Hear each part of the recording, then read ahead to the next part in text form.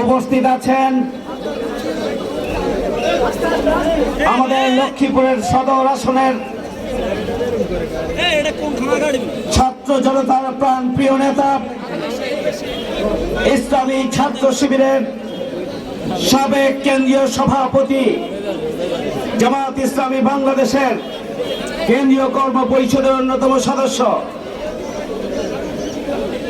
ইসলামী ছাত্র শিবিরের সাবেক কেন্দ্রীয় সভাপতি, সংগ্রামী জননেতা ডক্টর রেজাউল করিম, উপস্থিত সম্মানিত জেলা আমির, জেলা নায়েবে আমির, সেক্রেটারি সহ জেলা এবং উপজেলা সংগ্রামী নেতৃবৃন্দ, ইসলামী ছাত্র শিবির শহীদি কাফেলার সংগ্রামী সভাপতি, সেক্রেটারি সহ সর্বস্তরের ছাত্র বন্ধুরা, আমার সম্মানিত সুধী মণ্ডলী, সাংবাদিক বন্ধুগণ, ছাত্র যুবক ভাইরা, আপনাদের সবাইকে জানাই আমার আন্তরিক শুভেচ্ছা ও অভিনন্দন। আসসালামু আলাইকুম ওয়া রাহমাতুল্লাহি ওয়া বারাকাতুহু।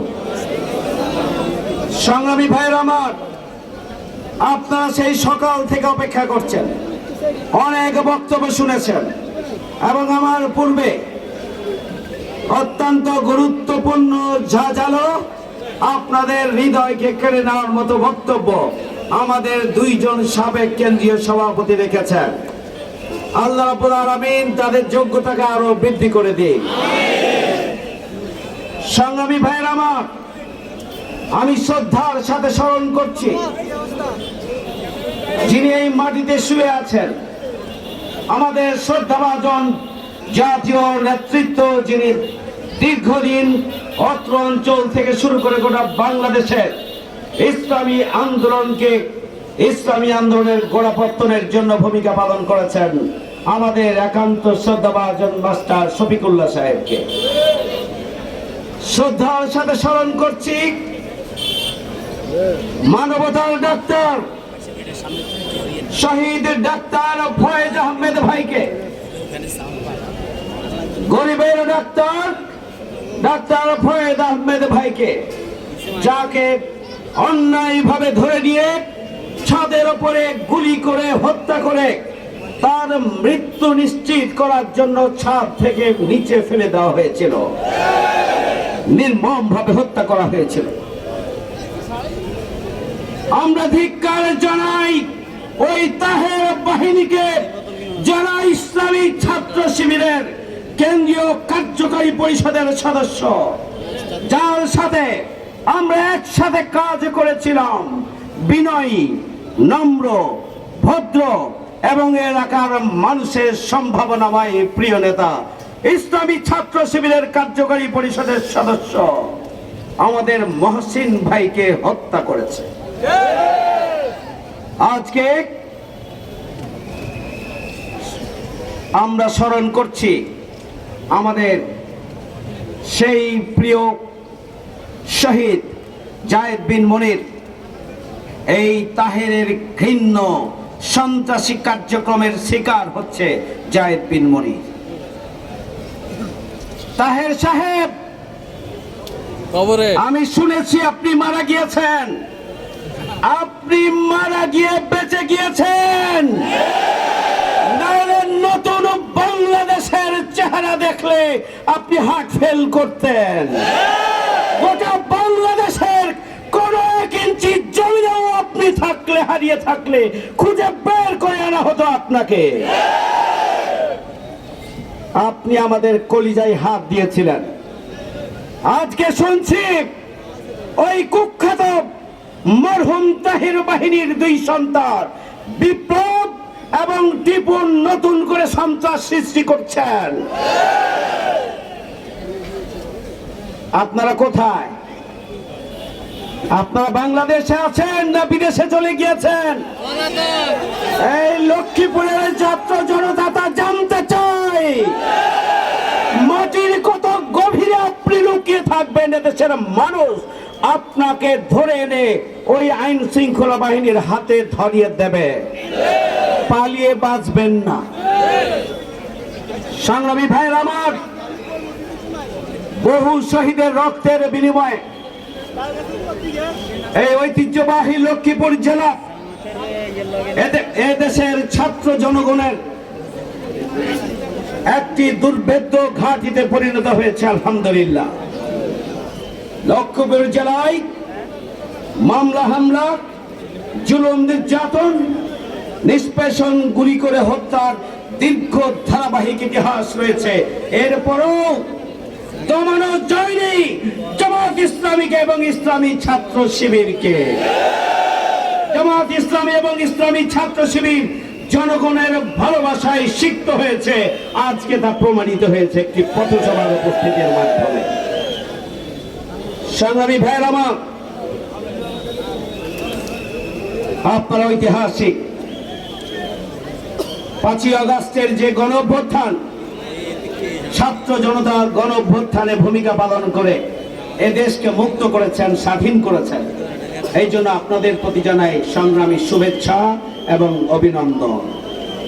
আমরা যারা জীবন দিয়েছে, আহত এবং পঙ্গু হয়েছে, তাদেরকে জাতীয় বীর হিসাবে স্বীকৃতি দেওয়ার জন্য রাষ্ট্রের কাছে আমরা দাবি জানিয়ে আসছি।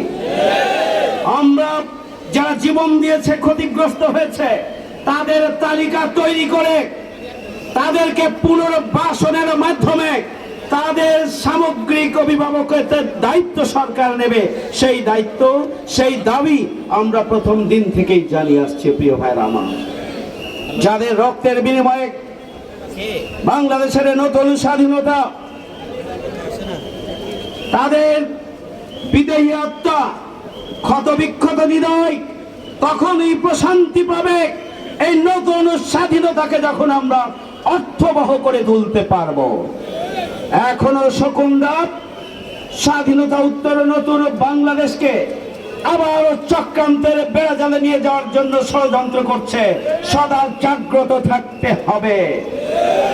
শেখ হাসিনা তার ফ্যাসিস্ট শক্তি, যুবলীগ, ছাত্রলীগ, সন্ত্রাসী লীগ যারা আনাচে কানাচে লুকিয়ে আছে, প্রশাসনের বিভিন্ন জায়গায়, রাষ্ট্রযন্ত্রের বিভিন্ন জায়গায় শেখ হাসিনার দোসররা, পরাজিত শক্তির দোসররা যারা লুকিয়ে আছে, তাদেরকে চিহ্নিত করে অবিলম্বে বিচারের আওতায় নিয়ে আসতে হবে।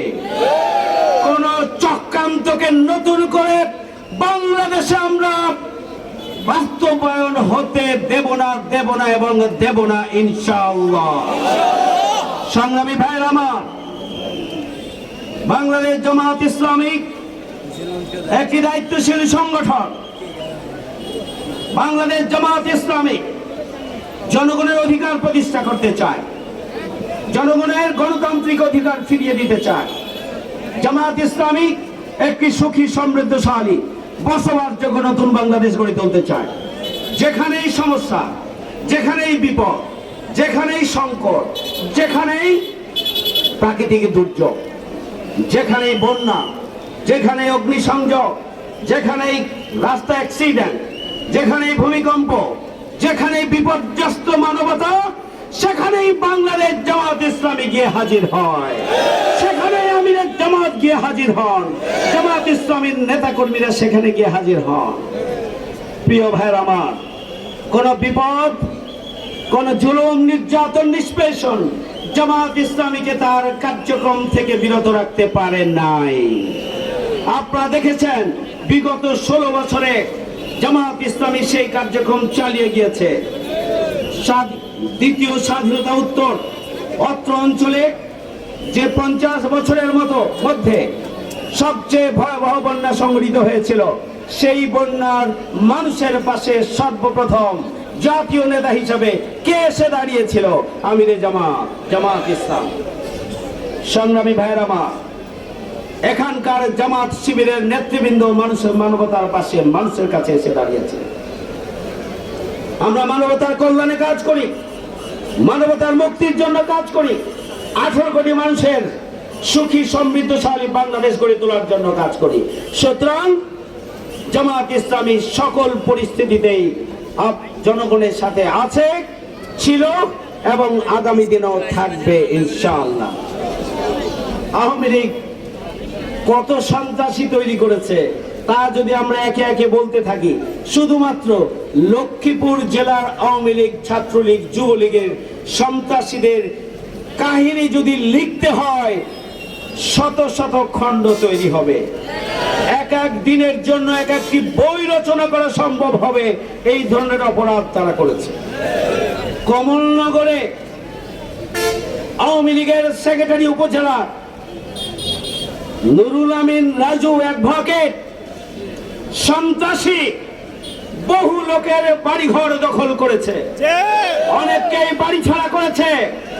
আমাদের ঢাকা মহানগরীর নেতা আব্দুল সাত্তার সুমনের বাড়িটি দখল করার জন্য পায়তারা করেছে, তার মায়ের উপর আক্রমণ করেছে, বাবার উপর আক্রমণ করেছে, জমি দখলের জন্য মিথ্যা মামলা দিয়ে মাসের পর মাস বাড়ি ছাড়া করেছে। ওই আমাদের প্রিয় মাকে রাজাকার উপাধি দিয়েছে। ধিক্কার জানাই এই ধরনের হাজারো সন্ত্রাসীকে একসাথে। ঘৃণা জানানোর ভাষা আমাদের নেই। আজকে এদেশের জনগণ আওয়ামী লীগের রাজাকার বুলিকে জাতীয় একটি গ্রহণযোগ্য উপাধি হিসাবে দেশের ছাত্র সমাজ গ্রহণ করে নিয়েছে। আওয়ামী লীগ রাজাকার রাজাকার বলে জিকির পেয়েছে। এদেশের ছাত্র জনতাকে যখন রাজাকার বলেছে, তখন আওয়ামী লীগ এদেশের ছাত্র সমাজের সেন্টিমেন্ট উপলব্ধি করতে পারেন নাই। এদেশের ছাত্র সমাজ রাজাকারকে অহংকারের প্রতীক হিসেবে গ্রহণ করেছে এবং তাকেই স্বৈরাচার হিসেবে ছুঁড়ে ফেলেছে। সংগ্রামী ভাইয়ের আমার, আজান হয়ে গিয়েছে। আমরা ঢাকা মহানগরী দক্ষিণ থেকে এসেছি।